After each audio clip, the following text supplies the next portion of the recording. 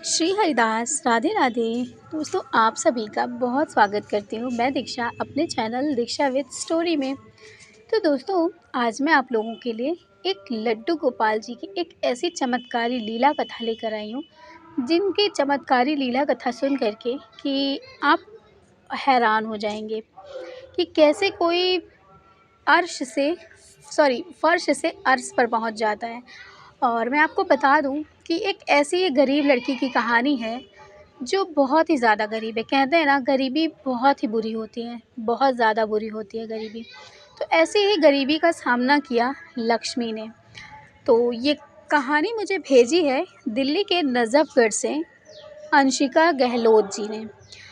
अंशिका बताती हैं कि मैंने अपनी आँखों से ऐसे चमत्कार देखे हैं ना, कि मैं यकीन नहीं कर सकती। तो इसीलिए उन्होंने मुझे ये स्टोरी भेजी है लक्ष्मी की। वो बताती हैं कि लक्ष्मी कोई नौकरानी नहीं थी, लक्ष्मी कोई काम करने वाली नहीं थी। वो एक लड़की थी जो अपने घर की गरीबी की वजह से उसने नौकरानी जैसा काम करना शुरू कर दिया। तो आइए जानते हैं क्या है लक्ष्मी की कहानी। मेरा नाम लक्ष्मी है। मैं एक बहुत ही गरीब घर से बिलॉन्ग करती हूँ।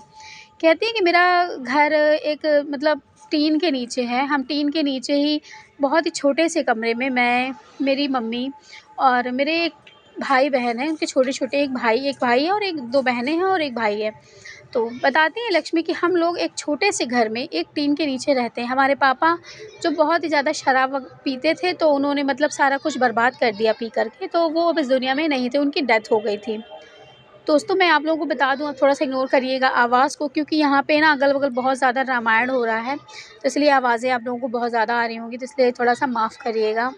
तो लक्ष्मी कहती है कि उनके पापा ने शराब पी कर के सारी घर की चीज़ें, मम्मी का गहना बेच दिया और लक्ष्मी के लिए जो थोड़ा बहुत भी गहने थे, जो शादी के लिए उनके बनवाए गए थे, वो भी बेच दिया। यहाँ तक कि लक्ष्मी ने अपनी 12th पास करके उन्होंने अपनी पढ़ाई भी छोड़ दी थी। लक्ष्मी कहती हैं कि घर में बहुत ज़्यादा गरीबी आ गई थी, यहाँ तक कि हमारे घर में हमारे जो भाई-बहन हैं ना, वो दूध के लिए भी तरसने लगे थे। घर में खाने के लिए अन्न का एक दाना भी नहीं था, सारी चीज़ें ख़त्म हो गई थी। माँ भी पापा की वजह से पहले ही टेंशन में रहती थी, मम्मी को भी बीपी की बीमारी हो गई थी, उनका भी ब्लड प्रेशर घटता-बढ़ता रहता था, वो भी बीमार हो गई थी। सारी घर की ज़िम्मेदारी मेरे ऊपर आ गई थी। लक्ष्मी कहती हैं कि अब मैं क्या करूँ, मुझे समझ में नहीं आ रहा था। मुझे लग रहा था कि मैं बच्चों को ट्यूशन पढ़ाऊँ। कहती है कि मैं बच्चों को ट्यूशन पढ़ाती थी, लेकिन ट्यूशन में कितना मिलता था। पहली बात तो हमारा घर इतना छोटा है कि हमारे यहाँ कोई अपने बच्चों को भेजता भी नहीं था, क्योंकि हम ऐसी जगह रहते हैं। और जो कुछ बच्चों को वो पढ़ाती भी थी, तो उससे उनका खर्चा नहीं निकल पाता था। फिर लक्ष्मी ने कहा कि मैंने 12th पास किया था, तो मेरे हिसाब से कहीं कोई काम भी नहीं था कि मैं काम कर सकूँ, और मुझे अपनी भाई-बहन को पढ़ाना था। किसी भी तरह करके वो तो पढ़ लेते, कम से कम मैंने 12th किया है तो वो भी तो कर लेते। तो ब लक्ष्मी बताती हैं कि मैं बहुत ज़्यादा परेशान हो गई थी, बहुत ज़्यादा दुखी थी। तो कुछ लोग जो होते हैं, जैसे अगल-बगल में पड़ोसी, तो उन्होंने बोला कि तुम ऐसा करो, किसी घर में जाके बर्तन माँजिए, झाड़ू-पोछे का काम कर लो।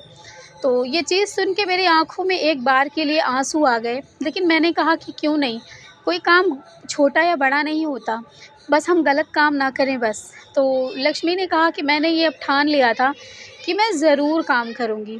तो उन्होंने फिर क्या किया, ले लिया, काम करने के लिए अब उन्होंने ठान लिया था, ठीक है। तो वो जल्दी-जल्दी अपने मम्मी से नहीं बताई, उन्होंने बोला कि मैं जा रही हूँ घर से बाहर मम्मा, मैं कोई काम ढूँढ के आती हूँ। उनकी मम्मी ने भी कहा ठीक है। तो वो गई। उन्होंने पहले तो बहुत सारे घर में पूछा, तो काफ़ी लोग, देखिए हर जगह तो काम वाले नहीं मिलते ना, क्योंकि हर जगह काम वाले सेट होते हैं। तो कहती है कि हर जगह काम वाली जो होती हैं वो सेट थी, तो मुझे एक घर मिला। तो वो घर बहुत बड़ा था और मुझे नहीं लग रहा था कि उस घर में मुझे काम मिल जाएगा। लेकिन जब मैं उस घर में मैंने बेल बजाई, फिर वहाँ से एक लड़का आया जिसका नाम था नीरज। वो लड़का आया, उसने मुझे पहले गेट खोला, उसके बाद उसने मुझे अंदर ले गया। अंदर ले जाने के बाद उसने दादी से बात करवाई, तो दादी से मैंने उनकी बात की, मैंने कहा दादी मुझे बहुत ज़्यादा, मैं परेशान हूँ, तो दादी ने कहा कि तुम्हारे चेहरे से तुम लगती नहीं हो कि तुम कहीं बाहर की हो, मतलब तुम नौकरानी वाले काम कर सकती हो। तो उन्होंने बताया, मतलब लक्ष्मी ने कहा कि दादी मैं पढ़ी लिखी हूँ, मैंने इंटर पास किया हुआ है और प्रॉब्लम बस ये है कि हमारे पापा नहीं हैं, तो हमें अपने काम के लिए मतलब करना पड़ रहा है काम। तो लक्ष्मी ने बताया, तो दादी ने भी बोला कि ठीक है। तो जो नीरज था ना, वो लक्ष्मी मतलब उसने लक्ष्मी की जब परिस्थिति सुनी कि वो ठीक नहीं है, तो उन्होंने उससे कहा कि तुम जो है बात-वात कर लो, मैं तुम यहाँ पे काम कर सकती हो। तो ये बात सुन कर के वो बहुत ज़्यादा मतलब बहुत ज़्यादा वो खुश हो गई, मतलब बहुत ज़्यादा वो खुश हो गई। तो फिर दादी ने उसे मतलब कह दिया कि सुनो, तुम काम तो करना, लेकिन तुम रसोई में जहाँ पे चीज़ें रखी हुई हैं ना, तुम इधर-उधर ज़्यादा ताक-झाँक नहीं करना, ठीक है? और कुछ-कुछ लोगों को मैंने देखा है कि वो सामान चुरा कर के ले जाती हैं। तो जब दादी ने इस तरह कहा, तो लक्ष्मी कहती है कि ये बात सुन कर के मेरी आँखों में आँसू आ गए। मैंने कहा कि मैंने अपने जीवन में कभी चोरी नहीं की, गलत कर्म कभी मैंने कोई गलत काम ही नहीं किया। फिर आज मुझे एक ऐसी चीज़ें सुननी पड़ रही, लेकिन फिर उसने कहा कि हे प्रभु, सब आपकी ही कृपा है। जो हो रहा है मेरे साथ, जो हो रहा है, जो गलत हो रहा है, अच्छा हो रहा है, सब मुझे तो लगता है कि आपकी ही लीला है बस। वो हमेशा मन में यही कहा करती थी। उसके बाद लक्ष्मी ने दूसरे दिन से आना स्टार्ट कर दिया वहाँ पे काम पे। तो उनकी जब मम्मी ने पूछा, तो लक्ष्मी ने बताया कि माँ, मुझे वहाँ पे ना खाना बनाने का, उसने ये नहीं बताया कि मुझे झाड़ू पोछे का काम मिला है, क्योंकि वहाँ पे जो उनका घर था ना, वो कहते थे कि वो शायद ब्राह्मण थे कास्ट के, तो उनके घर में मतलब कोई खाना बनाकर जाए, ये उनको नहीं ठीक लगता था। वो खाना अपना खुद बनाया करते थे, इसीलिए लक्ष्मी को सिर्फ़ और सिर्फ़ डस्टिंग का काम ही मिला हुआ था। तो लक्ष्मी आती हैं वहाँ से, घर से, उसके बाद वो अपना काम स्टार्ट करती हैं तो ये सारी चीज़ें मतलब अच्छे से चल रहा था। लक्ष्मी अपना काम करती हैं, करते-करते उनको जब कुछ दिन बीत जाते हैं, तो फिर लक्ष्मी का जैसे ये होता है ना कि किसी घर में काम करने लगो, तो उनका वो बोली कि मुझे अब तो आदत सी हो गई थी काम करके आने की वहाँ पे। और लक्ष्मी कहती कि जब मैं वहाँ से जाती घर में ना, तो मैं बहुत ज़्यादा थक जाती थी, और मैं कभी-कभी जो वहाँ की मतलब जो दादी की जो बहू थी ना, वो मुझे कभी-कभी खाने के लिए भी दे देती थी। तो इसी तरह से मैं अपने उस महीने का तो मेरा किसी तरह से खर्चा चल गया था। मैं अपने भाई-बहनों को भी मतलब वहाँ का जो खाना मिलता था मुझे, मैं खिला दिया करती थी। कभी-कभी दूध भी बचता था, तो वो मुझे दे दिया करती थी, "तू ले जा, अपने घर पे अपने भाई-बहनों को दे देना।" यहाँ तक कि वो बहुत अच्छी थीं। बहुत ज़्यादा अच्छी थी। तो दादी थी, वो भी अच्छी थी, लेकिन वो चिड़-चिड़ करती थी। देखिए, किसी का भी घर हो, कोई भी किसी की चीज़ों को हाथ ना लगाए, ये सभी चाहते हैं। तो बस दादी भी अच्छी थी, लेकिन बस उनके अंदर भी वही चिड़-चिड़ वाली बात थी कि वो नहीं चाहती थी कि हमारी कोई गैस को छुए, क्योंकि वो कहती थी हमारी रसोई अन्नपूर्णा माता की, हम नहीं चाहते कि कोई बाहर ही छुए। तो इसी तरह से मतलब वो कहती हैं कि चलता रहा। फिर धीरे-धीरे लक्ष्मी कहती हैं कि मुझे एक दिन एक चीज़ पता चली उस घर में। वो ये थी कि उस घर में एक भगवान की पूजा होती थी। लक्ष्मी कहती हैं कि मैं ये नहीं जानती थी कि कौन से भगवान हैं। लक्ष्मी बताती हैं कि मैंने देखा कि उनके हाथ में लड्डू है, और वो बड़े ही सुंदर हैं, बड़े ही मनमोहक हैं। उनके माथे पर मुकुट है और गले में तुलसी की माला, उनको बहुत ही सुंदर फ्रॉक पहनाई गई है। ये देख कर के मैं तो बिल्कुल मंत्रमुग्ध हो गई। लक्ष्मी कहती हैं कि मैंने पहली बार सुना कि ये लड्डू गोपाल जी हैं। लक्ष्मी कहती हैं कि मैं आपको सच बताऊँ, मैं इतनी बड़ी हो गई ना, मैंने आज तक कभी लड्डू गोपाल जी का नाम नहीं सुना था। वो कहती हैं कि मैं शिव जी को जानती थी, और भी मैं भगवान जी को जानती थी, लेकिन पता नहीं क्यों वो कहती हैं कि मुझे लड्डू गोपाल के बारे में नहीं पता था। तो वो उन्होंने मतलब दूर से ही पूछा कि ये बताइए, ये लड्डू गोपाल है कौन? तो जो उनकी बहू थी वो बताई कि ये लड्डू गोपाल जी हैं, लड्डू गोपाल जी हैं, इनको हम भोग लगाते हैं, पूजा-पाठ करते हैं। मतलब वो कहते हैं कि सब कुछ हम इनको करते हैं।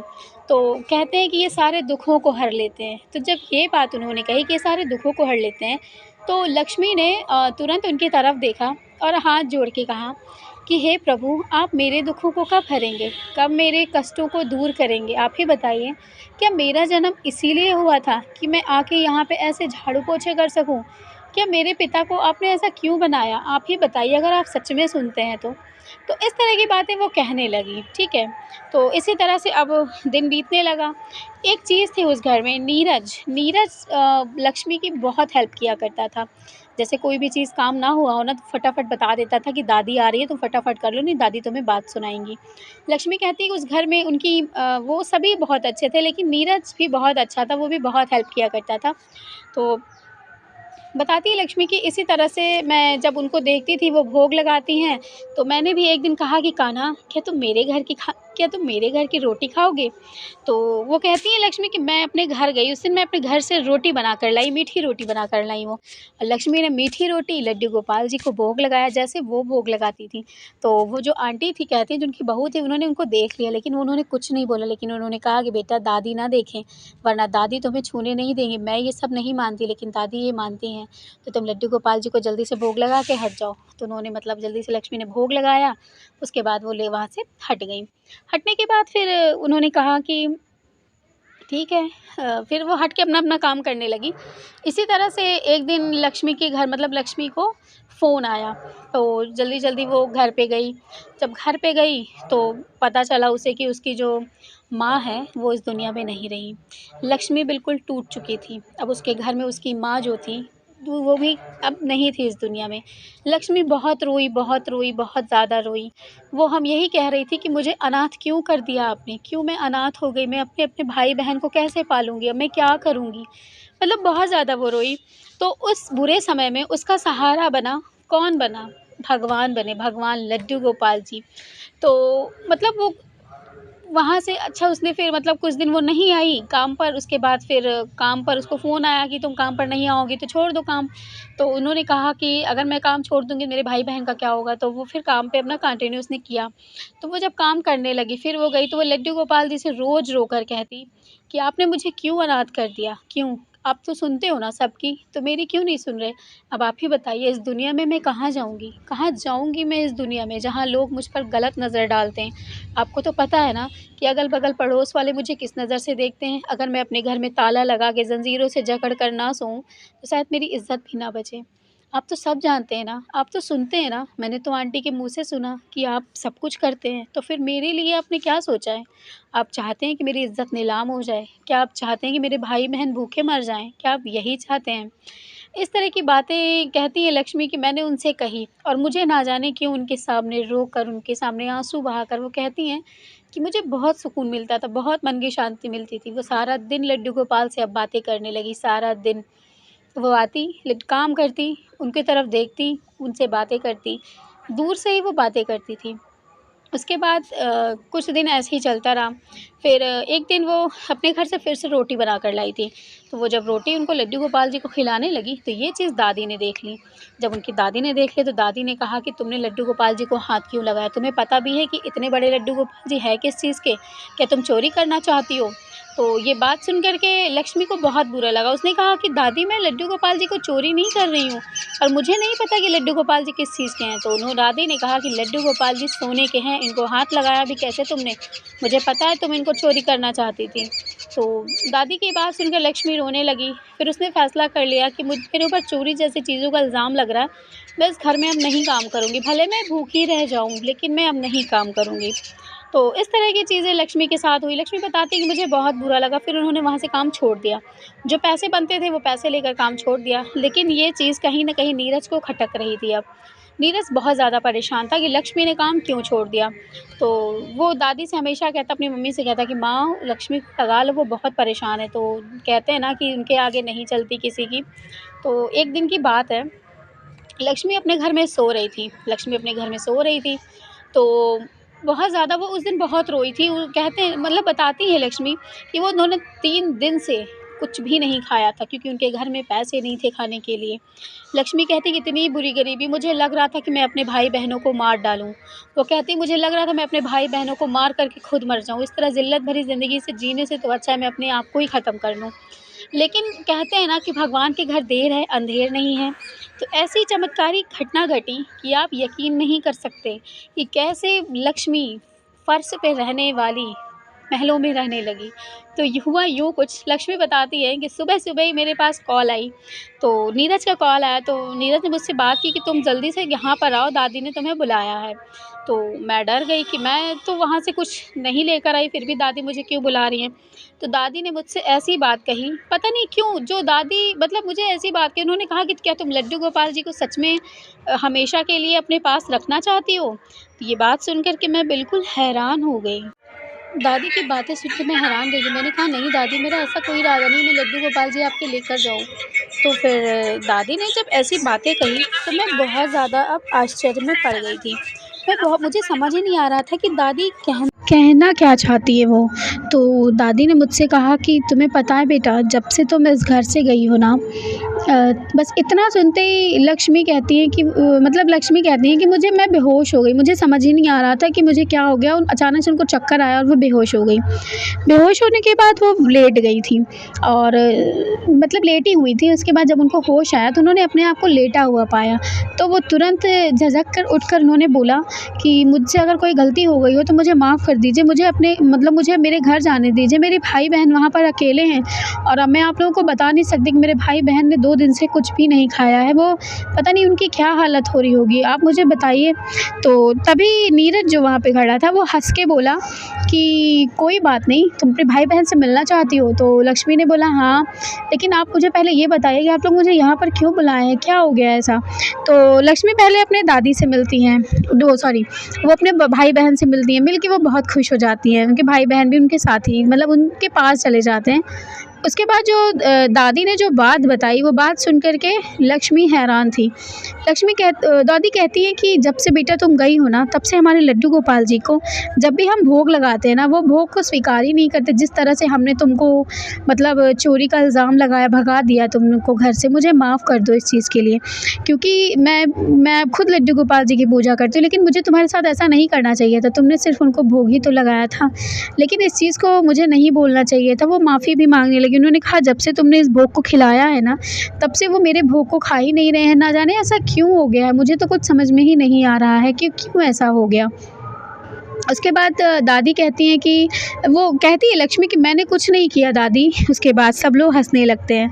हँसने के बाद वो कहते हैं कहती है दादी कि पता है तुम्हें, जब हम लड्डू गोपाल जी को अपने भोग लगाती हूँ ना, तो मेरे लड्डू गोपाल जी खाते वक्त थोड़ा-सा गिरा देते हैं, तो हमें पता चल जाता है कि लड्डू गोपाल जी ने हमारे खाना खा लिया है। लेकिन आज जितने दिन से हम भोग लगा रहे हैं ना, वो लड्डू गोपाल जी हमारे खाने को गिराने की तो बात छोड़ो, हमें ऐसा लगता है कि वो खाना ही रूठ गया हो उनसे, वो खाने की तरफ देख ही नहीं रहे हैं।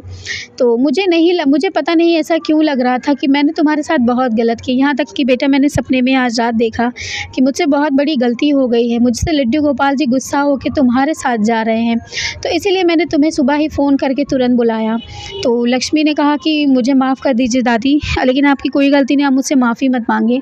तो उन्होंने कहा बेटा मैं तुमसे एक बात कहूँ? तो उन्होंने कहा बोलो। तो दादी ने ऐसी बात कही। लक्ष्मी कहती हैं कि मैं आपको बता नहीं सकती कि ये क्यों है, क्यों हुआ, कैसे हुआ। और वो कहती है कि ये लड्डू गोपाल जी का चमत्कार ही है। वो कहती हैं कि दादी ने मुझसे ऐसी बात की, उन्होंने कहा कि बेटा मैं चाहती हूँ कि तुम मेरे नीरज से शादी कर लो। ये बात सुन कर के लक्ष्मी कहती है मेरे पैर के तले नीचे से ज़मीन ही खिसक गई, ऐसा लगा। मैं सुन कर के एक तरफ खुश हूँ कि हैरान हूँ, मुझे कुछ समझ ही नहीं आ रहा। इतना बड़ा घर, इतने बड़े घर के लोग और मुझ जैसी गरीब से शादी। तो इस चीज़ को सुनकर लक्ष्मी कहती है कि मैं बहुत ज़्यादा हैरान हो गई थी, मुझे समझ में नहीं आ रहा था कि मैं क्या करूं। तो उन्होंने बोला बेटा तुम्हें कुछ भी सोचने की ज़रूरत नहीं, मैं तुम्हारे भाई बहन है ना। नीरज ने कहा कि तुम्हारे भाई बहन को मैं अच्छे स्कूल में पढ़ाऊँगा, मैं उन्हें कोई कभी तकलीफ़ नहीं होने दूँगा और तुम अब हमेशा मेरे साथ रहोगी। तभी दादी ने कहा कि तुम अब लड्डू गोपाल जी को हमेशा भोग लगाना, उनको तुम छू सकती हो, उनको प्यार भी कर सकती हो, उनकी सेवा भी कर सकती हो। ये बात सुन कर के मैंने तुरंत दादी के पैर छू लिए, उनकी मम्मी के पैर छुए जो उनकी आंटी थी, और आंटी के भी मैंने पैर छुए, सबके पैर छुए। उसके बाद मैं बहुत ज़्यादा खुश हो गई। उसके बाद आपको पता है मेरी शादी उस घर में हो गई और कैसे मैं इतनी बड़ी गरीबी झेल के इतने ऐसे घर में पहुंच गई, मुझे आज खुद ही नहीं पता चलता। आज उस घर में ना मुझे इतना मान सम्मान मिलता है, मुझे ये लगता ही नहीं कि मैंने इस घर में कभी नौकरानी वाला काम किया था। नीरज भी बहुत अच्छे हैं, वो भी मेरे साथ बहुत अच्छे से रहते हैं। तो लक्ष्मी कहती है कि ये किसका चमत्कार है? लड्डू गोपाल जी का चमत्कार है। मैंने तो कभी लड्डू गोपाल जी को देखा ही नहीं था, सुनने की तो बहुत दूर की बात है, मैंने ना देखा ना सुना, लेकिन मैं सच में मानती हूँ कि ये इतनी बड़ी चीज़ें ना वही कर सकते हैं और कोई नहीं कर सकता, और किसी के बस में है ही नहीं। तो लड्डू गोपाल जी की जी स्टोरी उन्होंने मुझे बताई, मुझे तो बहुत ही अच्छी लगी। मुझे बहुत खुशी मिली उनकी ये बात सुनकर कि सच में किसी गरीब का भी घर बसा सकते हैं लड्डू गोपाल जी। कितनी खुशी की बात है ना कि उन्होंने अपने ही भक्त को अपने साथ रख लिया उस घर में। तो ये थी हमारे कान्हा की लीला, चमत्कारी लीला। तो आप लोगों को कैसी लगी मुझे ज़रूर बताइएगा, कमेंट ज़रूर करिएगा, और मेरे चैनल पर अगर नए हैं सब्सक्राइब करके जाइएगा। और मैं आप लोगों से क्या कहूँ, लाइक बिल्कुल कर दीजिएगा। और आप लोग प्यार तो देते हैं मेरी स्टोरी को। तो चलिए मिलूँगी आप लोगों से कल, तब तक के लिए राधे राधे, जय श्री कृष्णा, श्री हरिदास, बाय।